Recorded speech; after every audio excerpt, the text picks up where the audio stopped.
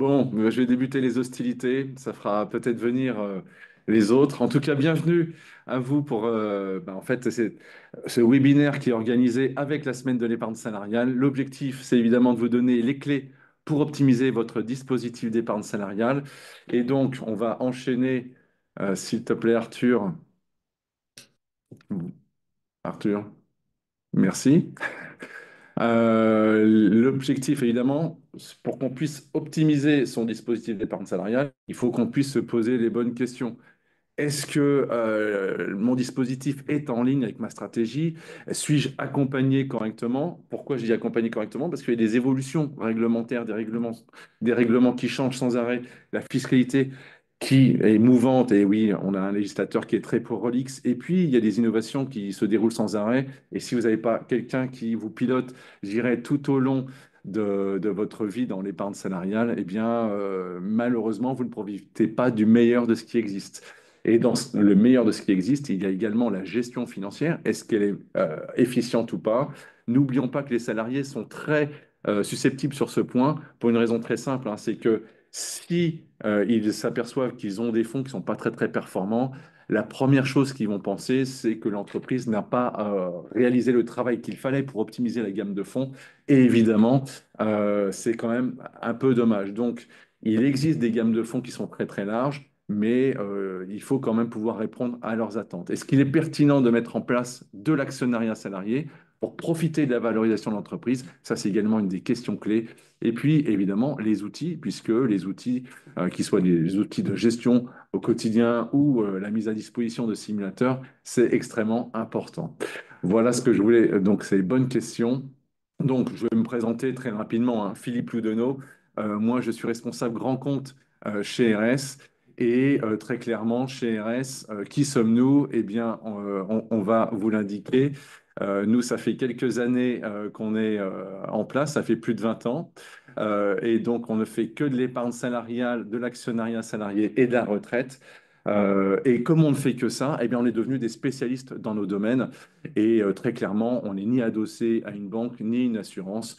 Voilà, ça c'est quand même extrêmement important parce qu'on est devenu des experts et des référents sur le volet national en matière d'épargne salariale. Arthur, merci. Donc en fait, on a plus de 7 milliards d'encours sous gestion. On est parti de rien, hein, et on est aujourd'hui le cinquième acteur en matière d'épargne salariale. Plus de 28 000 entreprises qui sont clientes avec plus de 330 000 bénéficiaires. Et comme vous pouvez le constater à droite de votre écran, eh bien, on a des grands noms qui nous suivent depuis plusieurs années. Et c'est pas un hasard, c'est parce qu'ils ont bien compris qu'on leur apportait quelque chose qui n'existait pas ailleurs. Eh bien, c'est les 5 points clés. On y va tout de suite. Le dispositif est-il en ligne avec ma stratégie? Là, j'ai balayé en fait tous les dispositifs qui existent. Un PE bloqué 5 ans, un PERECO bloqué jusqu'à la retraite. Comment on alimente ces deux enveloppes? Eh bien, l'intéressement, la PPV, la participation, l'abondement.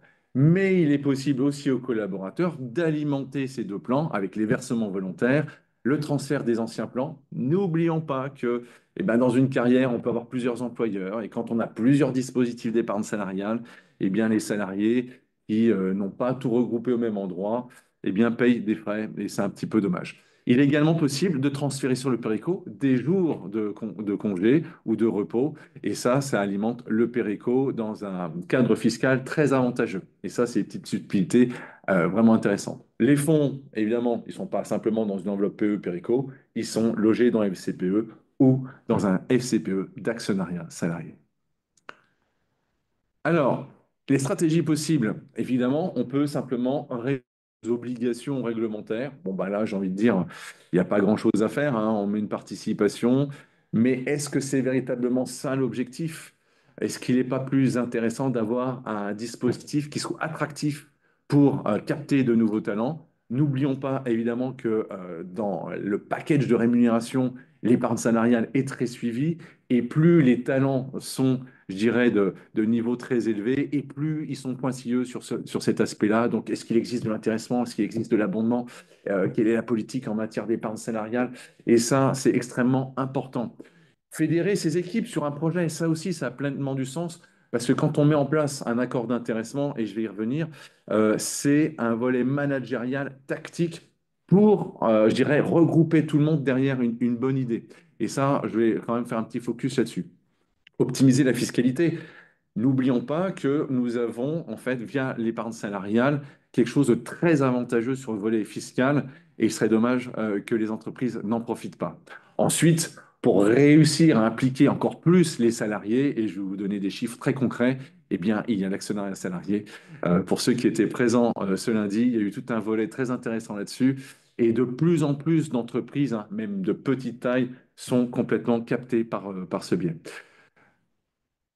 Alors, pour attirer les talents, on a l'abondement. Alors, il y a des plafonds PE, Péréco, hein, 8% du pass pour le PE, 16% du pass pour le Péréco. La participation. N'oublions pas que si la stratégie de l'entreprise, et je parle de certaines entités comme la holding, c'est pas forcément de verser le minimum, mais peut-être de verser le maximum. Et auquel cas, il peut y avoir des mises en place, notamment sur des holdings, des accords de participation, par exemple dérogatoires, afin de permettre de verser davantage.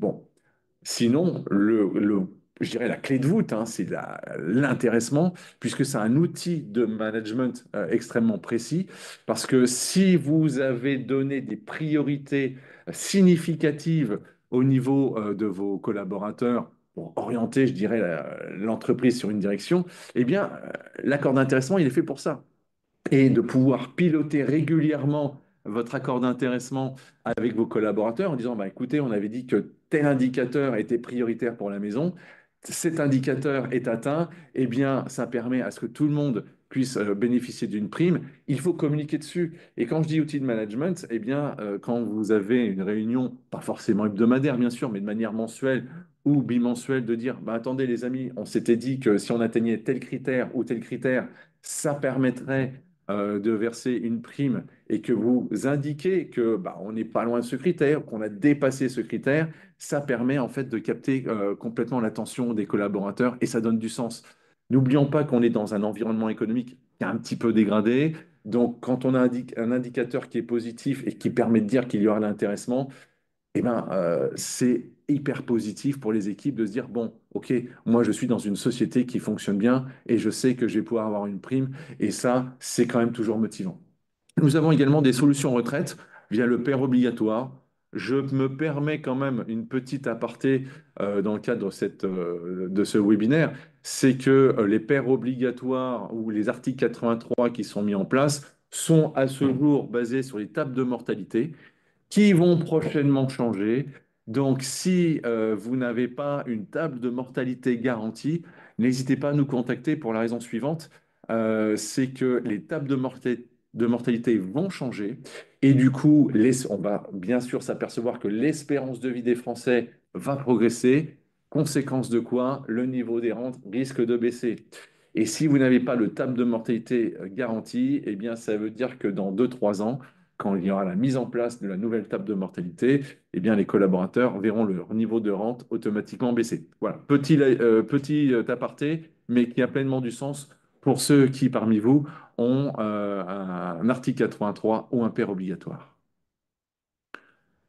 Fédérer ces équipes autour d'un projet.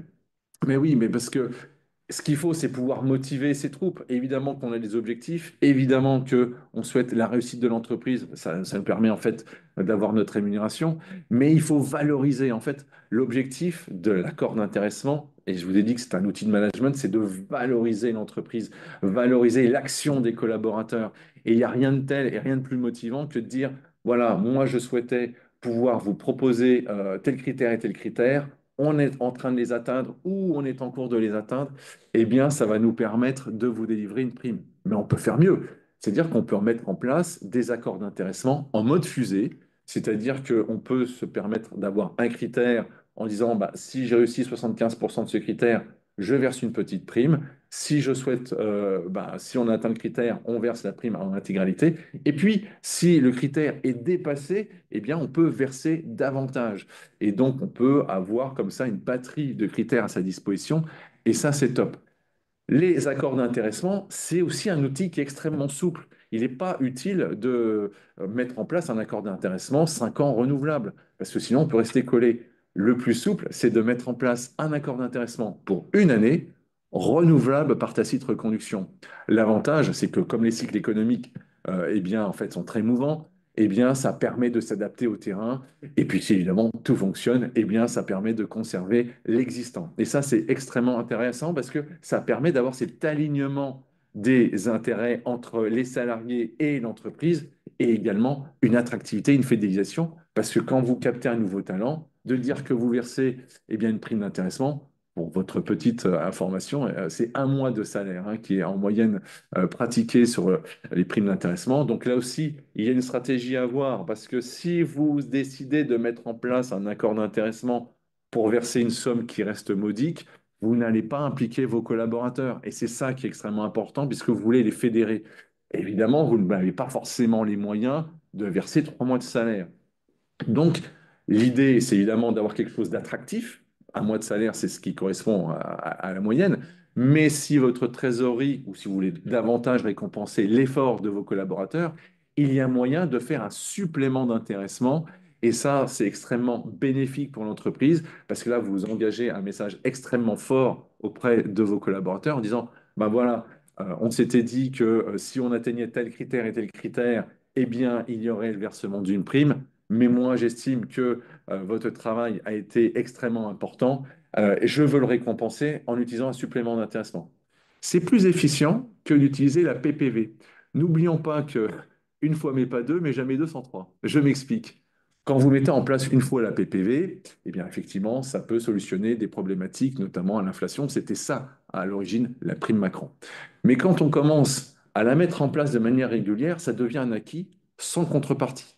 Donc attention, puisque là sur le volet management, ben, l'acquis sans contrepartie, c'est un petit peu, je dirais, dérangeant, alors que l'accord d'intéressement et le supplément d'intéressement vous permet d'avoir cette souplesse. Évidemment, ça ne fonctionne que si on communique régulièrement pour impliquer les collaborateurs. Et il faut s'assurer, évidemment, qu'il y ait une répartition équitable. On peut moduler le versement de la prime selon 3 axes. Soit c'est une prime qui est homogène pour tout le monde, mais là, ça veut dire que même les collaborateurs qui sont partis ont le même montant que ceux qui sont restés, pas très valorisant. Vous pouvez vous baser sur le niveau des revenus, mais ça veut dire aussi que bah, les hauts revenus auront les primes les plus importantes et puis bah, les bas revenus les moins importants. Mais vous pouvez écraser évidemment ce différentiel de revenus via la présence, le temps de présence, puisque le temps de présence, eh bien, ça permet à ce que tous les collaborateurs qui sont présents bénéficient d'un montant, enfin, du même montant. Et vous pouvez mixer en fait temps de présence et rémunération, ce qui vous permet d'avoir, et je dirais, une différenciation ouverte, c'est ce qui se fait le plus communément, hein, mais également d'écraser les excès entre les petits salaires et les hauts salaires. Optimiser la fiscalité et la trésorerie.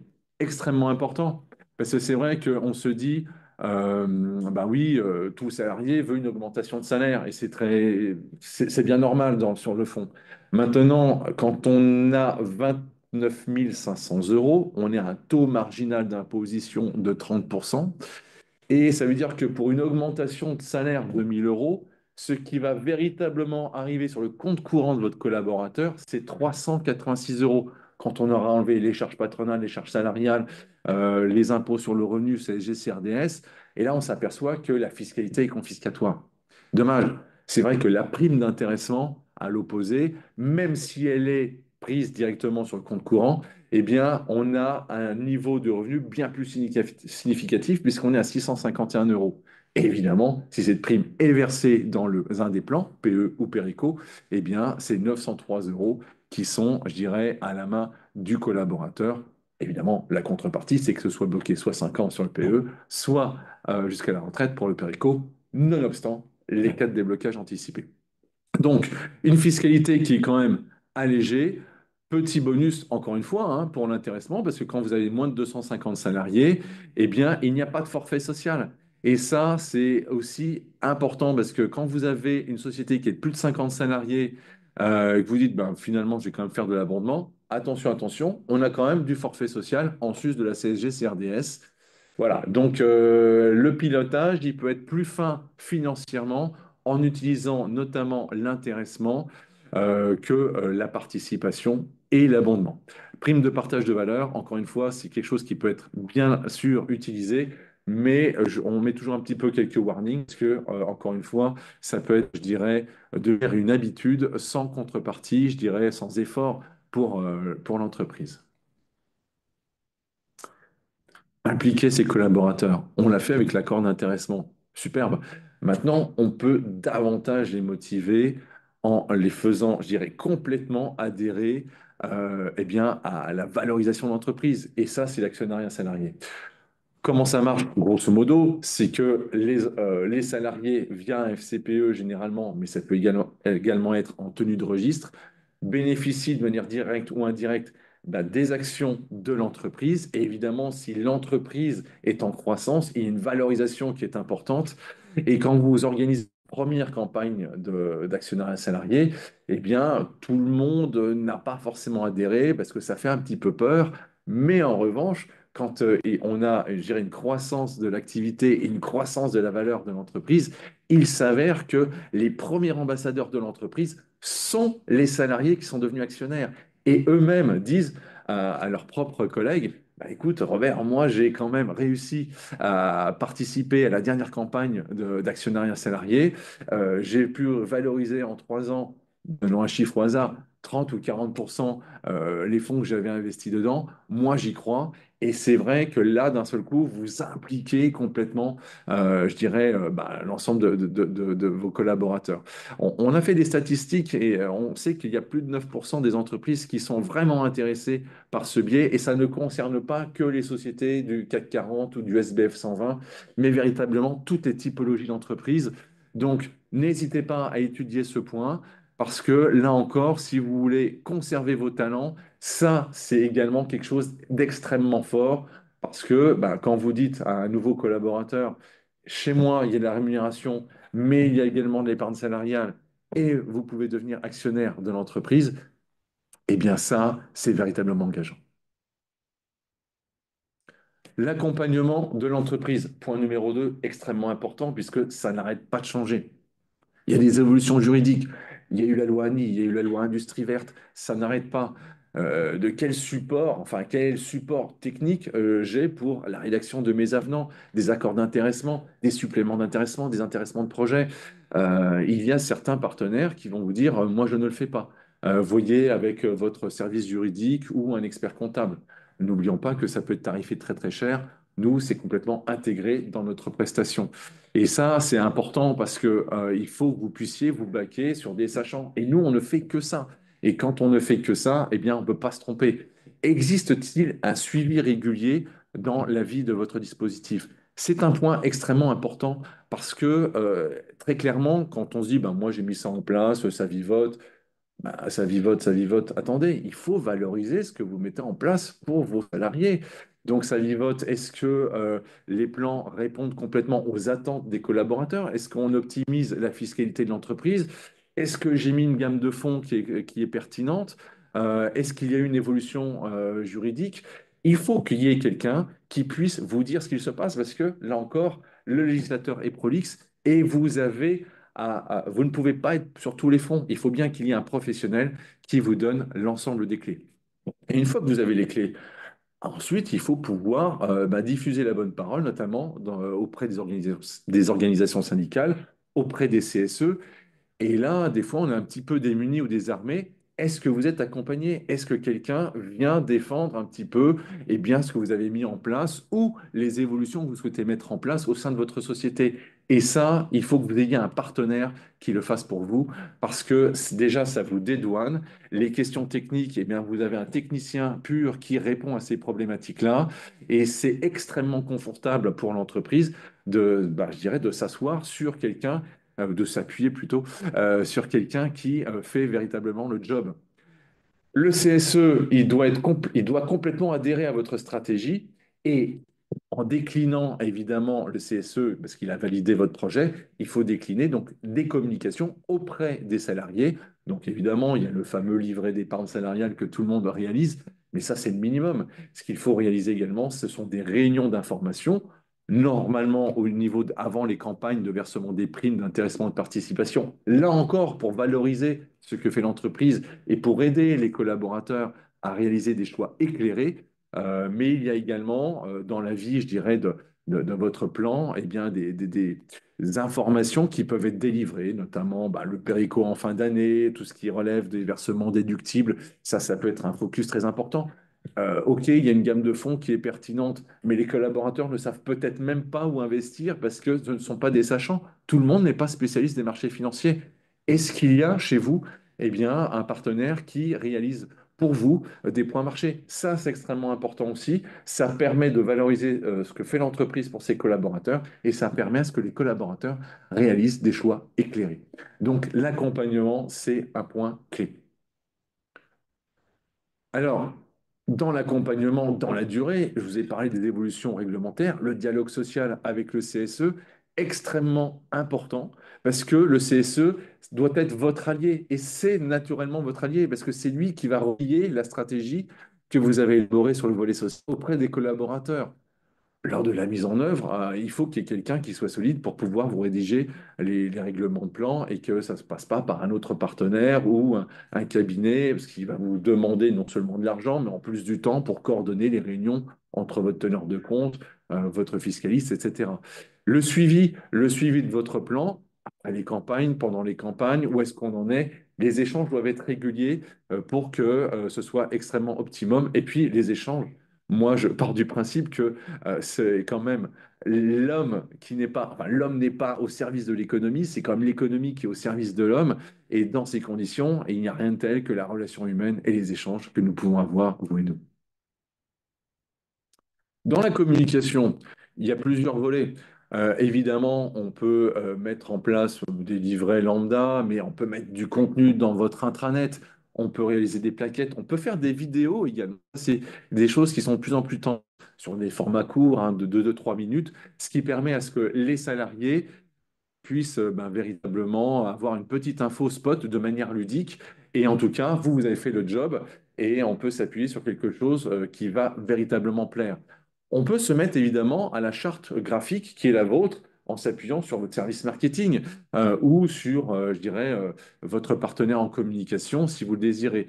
Toujours est-il que plus vous animez ce que vous faites en matière d'épargne salariale, plus vous valorisez ce que vous faites par rapport à vos salariés. Les réunions CSE et les organisations syndicales, extrêmement important. Quand il y a des modifications de gamme, il faut bien que les CSE comprennent de ce qu'il en retourne. Quand il y a des évolutions réglementaires, notamment sur la loi industrie verte, sur la PPV, etc., tout le monde n'est pas sachant. Il faut bien qu'il y ait un spécialiste et nous, on est là pour ça. Les sessions de formation peuvent également être élaborées quand vous organisez de nouvelles élections du CSE et que vous avez des nouveaux partenaires. Ceux-ci se sentent peut-être pas forcément à l'aise pour pouvoir négocier avec vous. Eh bien, sachez qu'il existe des sessions de formation que nous organisons à destination des CSE pour que eux-mêmes puissent véritablement être en confiance dans la stratégie que vous avez élaborée. Webinaire salarié, j'en parlais tout à l'heure. L'organisation des campagnes avant le versement des primes, c'est primordial. Mais également, expliquer les caractéristiques d'un nouvel accord d'intéressement. Ça peut être une politique en interne, mais ça peut être également une politique de communication sur laquelle on peut participer. Réaliser des points marchés, ça c'est extrêmement important aussi parce que si vos collaborateurs sont tous logés sur des fonds monétaires, et c'est un petit peu ce qui se déroule, n'oublions pas que sur le fonds monétaire, quand on a un rendement de 6% cumulé sur 5 ans, on peut se dire, bah oui, j'ai gagné un peu d'argent, mais soyons quand même cohérents.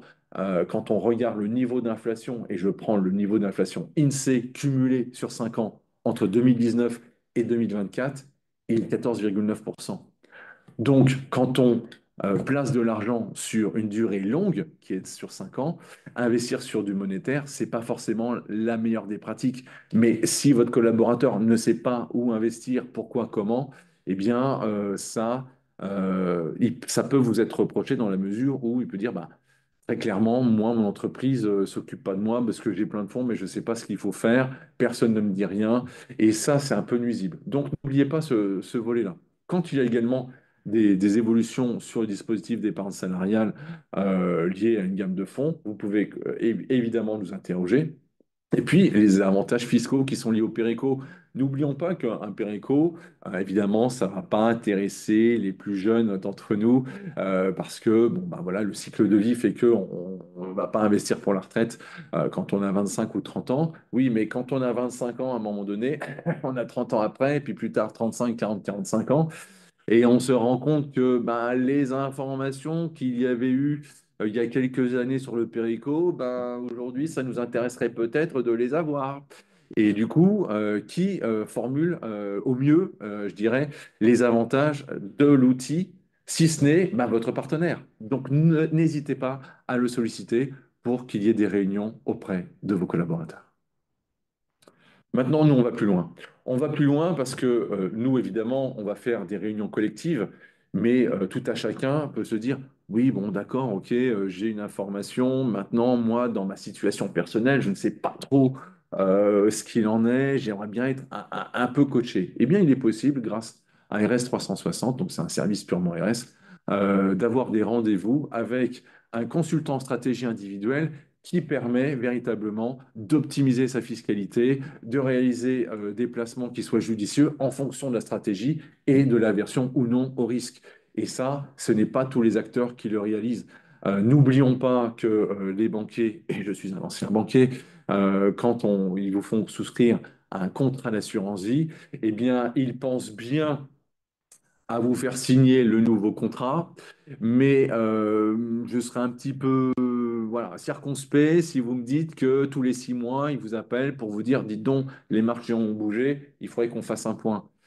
Voilà, nous, on ne peut pas vous le faire, mais en revanche, grâce, je dirais, au QR code qui est sur cette slide, eh ben, il est possible de prendre un rendez-vous directement avec nos consultants afin que bah, tout à chacun puisse réaliser les meilleures allocations et les meilleurs choix. Notre objectif, c'est l'alignement d'intérêts. Si les collaborateurs sont contents, généralement le CSE est très content. Et quand les collaborateurs et le CSE sont contents, généralement la direction est contente. La gestion financière est-elle efficiente?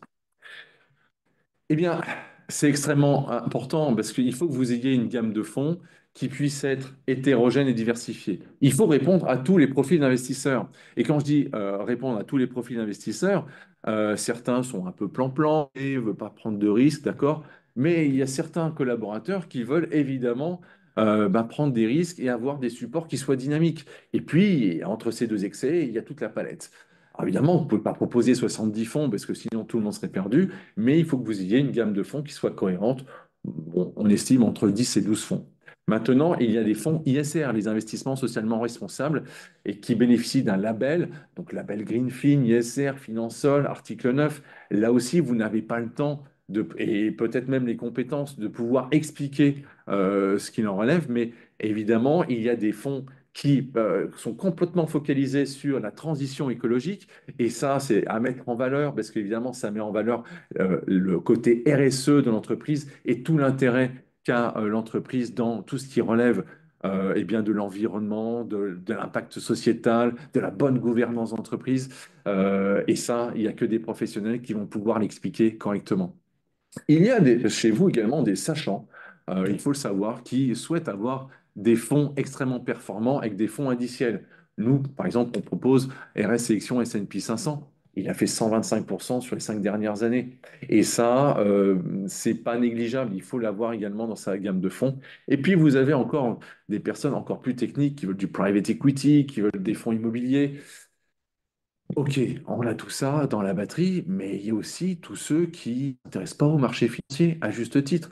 Parce que quand on a un travail, quand on a une famille et quand on a des passions, bah, les marchés financiers sont peut-être pas passionnants pour ces gens-là. Eh bien, il faut leur proposer de la gestion pilotée et je vais y revenir juste après.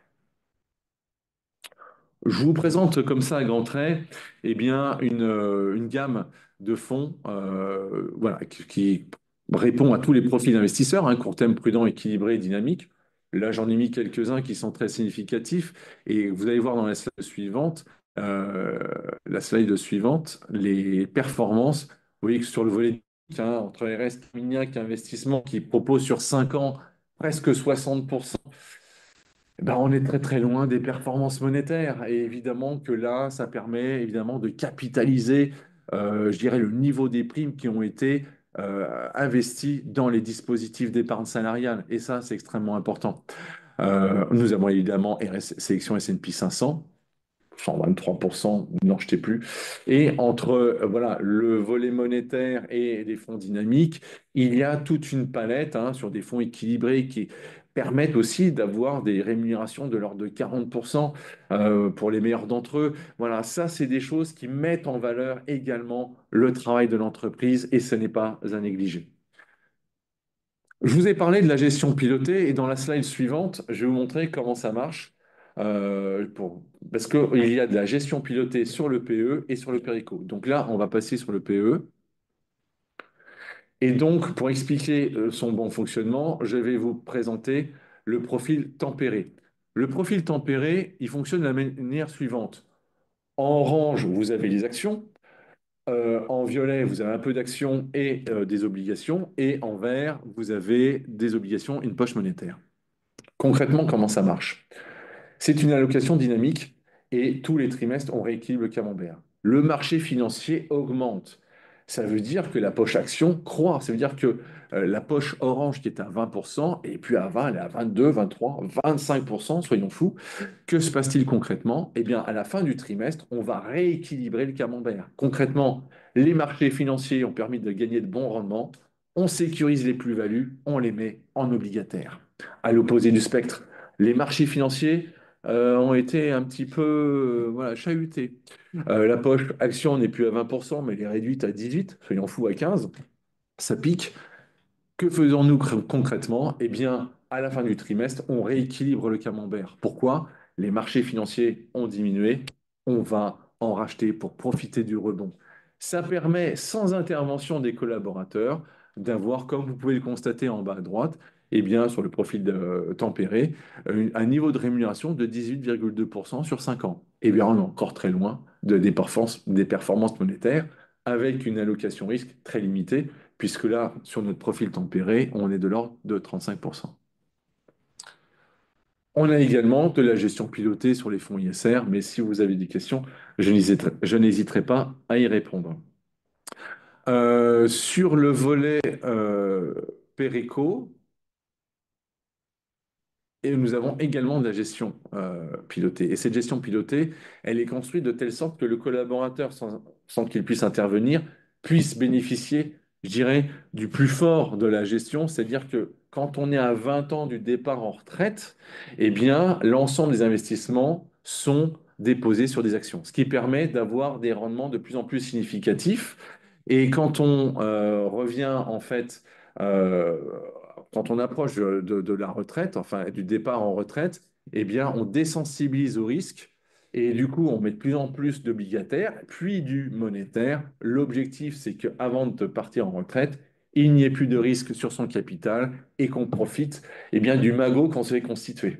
Évidemment, on peut décliner ça sur des profils défensifs, offensifs, équilibrés, ISR, on a toute une gamme à votre disposition et ça, c'est extrêmement intéressant. Alors, je vois qu'il y a des questions, donc j'ai peut-être un petit peu commencé à regarder. Il serait envisageable de définir une prime inverse au niveau des salaires, ce qui serait plus mobilisateur pour la partie du personnel qui, par essence, travaille plus dur. Alors, non, techniquement, ce n'est pas possible de faire inversement proportionnel au salaire. Ce qui est le plus juste, c'est d'être simplement au niveau du temps de présence. C'est ce qui écrase au mieux, je dirais, le différentiel de rémunération. En tout cas, merci Jérôme pour cette question. J'ai également Delphine qui m'indique l'argument auquel je me trouve confronté est le suivant. Je ne souhaite pas verser la même chose à tous mes salariés. Certains ne méritent pas. Quel argument donner? S'il s'agit de deux entreprises entre 10 et 20 salariés, je ne souhaite pas verser la même chose sur tous mes salariés. Euh, un peu compliqué parce qu'on est quand même sur quelque chose de collectif. Donc, on ne peut pas faire de différenciation. La seule différenciation qui est possible, c'est au niveau des revenus. Là, malheureusement, n'oublions pas qu'on est sur du collectif. On ne peut pas différencier l'un à l'autre. En revanche, ce qui est possible de faire pour séparer, entre guillemets, les collaborateurs entre eux, c'est que si vous avez des collaborateurs qui sont sur un projet spécifique, c'est de mettre en place un intéressement de projet. Et donc, eux vont pouvoir bénéficier d'un niveau d'intéressement plus élevé que les autres. Je m'explique. Vous avez mis en place un accord d'intéressement pour tout le monde. Le montant peut être un petit peu réduit.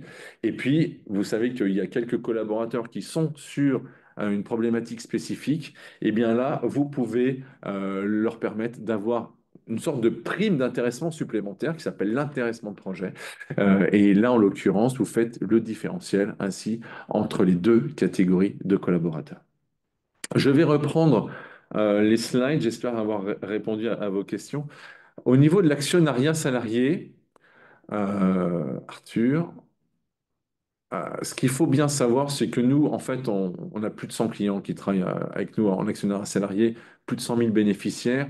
Et très clairement, ce qui se passe, c'est que la première campagne est extrêmement stratégique d'un point de vue communication, et c'est celle qui est la plus sensible. Et quand la valorisation de l'entreprise eh bien, est positive, vous avez embarqué tout le monde. Et en fait, vos premiers ambassadeurs sont vos propres collaborateurs. Ce qui fait que quand vous organisez d'autres campagnes de versement, enfin de campagne d'actionnariat salarié, eh bien, ce sont vos collaborateurs eux-mêmes qui vont faire le job pour vous, pour dire, allez les gars, il faut y aller. Et ce qu'il faut savoir, c'est que vous impliquez de plus en plus les collaborateurs, évidemment, en fonction du montant que vous permettez d'allouer au capital. Je vais caricaturer volontairement, hein. Le collaborateur a juste 100 euros d'actionnariat salarié, bah, vous n'avez pas forcément le motiver plus que ça. Mais si en revanche, il commence à avoir des sommes qui sont significatives, dans le 4 000, 5 000, et puis voire plus, eh bien là, vous impliquez complètement le collaborateur dans la réussite de l'entreprise. On s'est rendu compte que les petites entreprises sont de plus en plus, recherchent de plus en plus cette solution-là, parce que c'est mobilisateur, que le coût reste quand même limité par rapport aux gains, je dirais, de productivité, aux gains d'implication des collaborateurs. Et ce qui était, fut un temps, bah, simplement circonscrit que pour les très grosses entreprises, se démocratise de plus en plus. Donc n'hésitez pas, là aussi, à intervenir auprès de vos interlocuteurs pour discuter. Bah, sinon, vous m'interrogez, parce qu'on fait ça quasiment tous les jours. Là, petite statistique hein, pour vous montrer que le recours à l'actionnariat salarié est indépendant de la taille de l'entreprise. On se rend bien compte que bah, certes, les grosses entreprises, elles, ont adhéré au sujet, mais que même les structures qui sont comprises entre 20 et 49 collaborateurs, eh bien, sont de plus en plus intéressées à la thématique de l'actionnariat salarié. Donc, n'hésitez pas, si vous voulez faire la différence avec vos confrères, l'actionnariat salarié. Les carburants, extrêmement importants parce que quand vous avez de l'actionnariat salarié, eh bien, vous avez différents moyens d'aider les collaborateurs à acquérir les actions d'entreprise, soit via le FCPE, soit via la tenue de registre. Quelles sont-elles? Quels sont-ils? Bah, vous pouvez leur verser les primes d'intéressement et utiliser les primes d'intéressement et de participation pour acquérir les actions d'entreprise. Vous pouvez également utiliser un abondement spécifique, qui est 14,4% du pass, pour les aider à acquérir les actions d'entreprise. Vous pouvez également permettre une décote. Ça permet et, bah, psychologiquement à ce que les collaborateurs se disent, ah bah non, j'ai une décote de 20%, c'est quand même assez sympathique. Donc je vais peut-être y aller. Et s'il y a un dispositif d'épargne salariale qui est opérationnel, vous pouvez également bénéficier de l'arbitrage des fonds pour pouvoir bénéficier du plan d'actionnariat salarié. Évidemment, plus vous mettez de carburant et plus le succès de l'opération sera au rendez-vous. Et là, il y a tout un calcul. C'est une stratégie non négligeable, hein, parce que c'est un coût. Et là, on est là également pour vous aider. J'ai Xavier Vic qui me pose une question concernant une TPE de 2 salariés.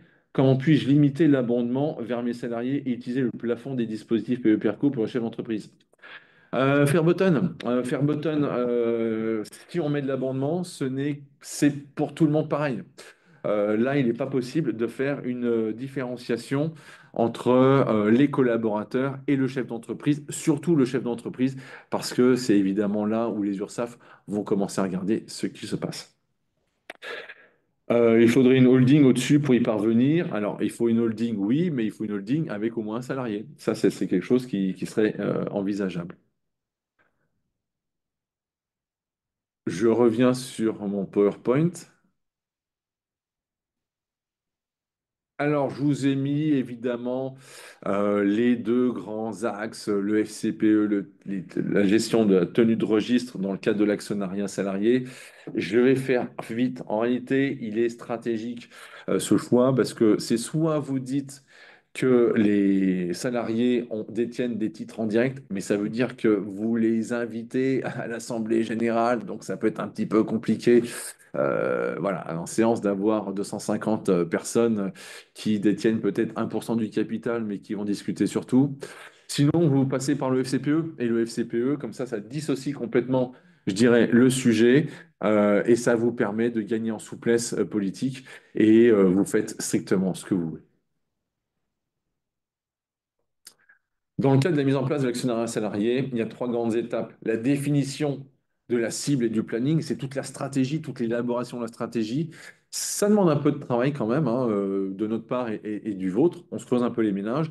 Mais quand on a fait le design complet de l'actionnariat salarié, eh bien après, ça nous permet notamment quand on réalise un FCPE de constituer ce nouveau FCPE auprès de l'AMF. Donc ça, c'est une étape clé qui ne ressort que des restes. Et évidemment, la troisième étape, c'est l'organisation de la campagne d'actionnariat salarié qui s'appuie généralement avec le versement des primes d'intéressement et de participation.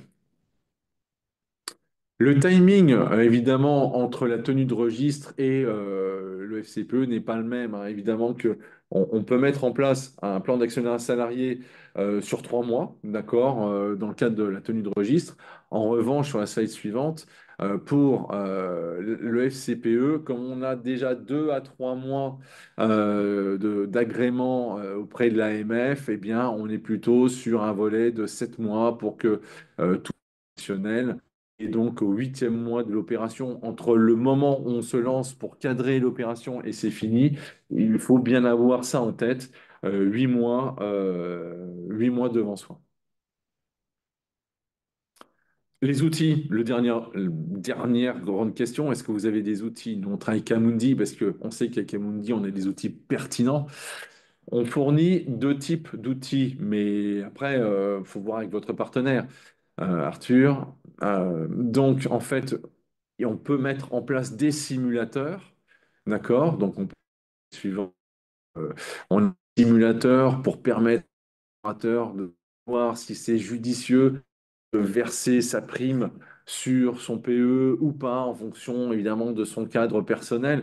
Et rien de tel que bah, les chatbots ou les robots pour pouvoir vous permettre de réaliser les bons choix.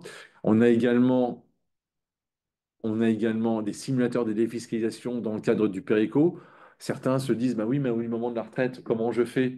Est-ce que c'est intéressant? Est-ce que c'est pertinent? Eh bien là, on va vous donner des simulateurs, mais sinon, vous prenez rendez-vous et qu'il reste 360, parce que c'est aussi l'objectif, c'est de remettre l'humain là-dedans. Mais en tout cas, ça permet d'avoir des outils à votre disposition. On a également des simulateurs de stratégie d'épargne. Bah oui, parce que quand on a des livrets A, des contrats d'assurance vie, des PE, des Péréco, des Perrin, etc., on se dit, mais où est-ce que je mets mon argent? C'est un peu compliqué tout ça. Eh bien, on a créé un simulateur qui permet de dire, bah, en fonction de vos orientations, de vos projets, de votre aversion au risque, eh bien, voilà, on va vous suggérer une location entre assurance vie, évidemment PE, Péréco, Perrin. L'objectif, évidemment, c'est pas de vous dire c'est 100% sur le PE. Notre robot, il a été tamponné, validé par l'AMF, de telle sorte qu'il puisse véritablement avoir un intérêt pour l'ensemble des salariés. Enfin, on a des conseils en gestion pilotée, parce qu'évidemment, je vous ai parlé des gestions pilotées, il en existe plusieurs. Est-ce que je préfère ceci? Est-ce que je préfère cela? Certains collaborateurs sont perdus. Eh bien, là aussi, on peut les aider dans le simulateur. Et ça, c'est quand même très précieux d'avoir ça dans sa besace. Enfin, eh bien, Amundi, nous on s'appuie sur Amundi parce que c'est le plus gros teneur de compte de la place. Un partenaire extrêmement solide, hein. On parle de la première société de gestion en Europe. Et grâce à, je dirais, aussi bien à l'application qu'au laptop, que sur PC, tablette, etc., eh bien, on peut faire les consultations, saisir les options, verser des fonds, réaliser les arbitrages, récupérer les avoirs disponibles et indisponibles quand on est dans un cas de déblocage, de faire les changements d'adresse ou de RIB, extrêmement important. Voilà, tout est à votre disposition et maintenant je suis tout oui pour répondre à vos questions.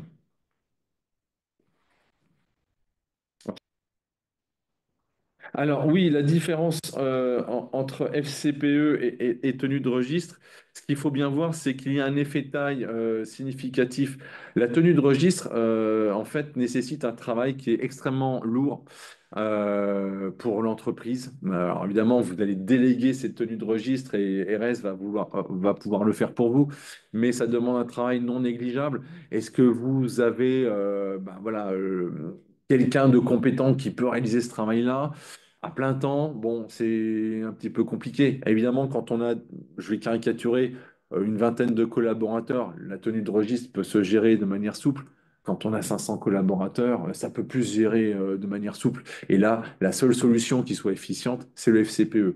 Deuxième cas, c'est ce que je disais tout à l'heure par rapport aux assemblées générales, hein, durant l'excès de l'ex, c'est que si vous êtes en tenue de registre, ça veut dire que bah, les salariés détiennent des actions en direct, donc, ils sont invités à l'Assemblée générale. Bon, est-ce que pour piloter une entreprise, on veut voir l'ensemble de ses salariés à l'Assemblée générale, sachant qu'ils ne représentent qu'un pouillème je dirais, du tour de table? Bon, ça peut être aussi un peu délicat. Le FCPE permet de se dédouaner de cette tâche-là.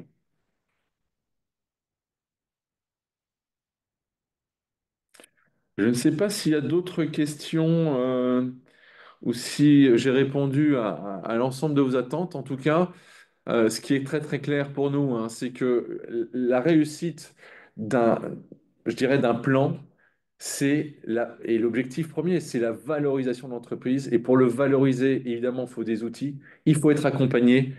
Et RS est là pour vous.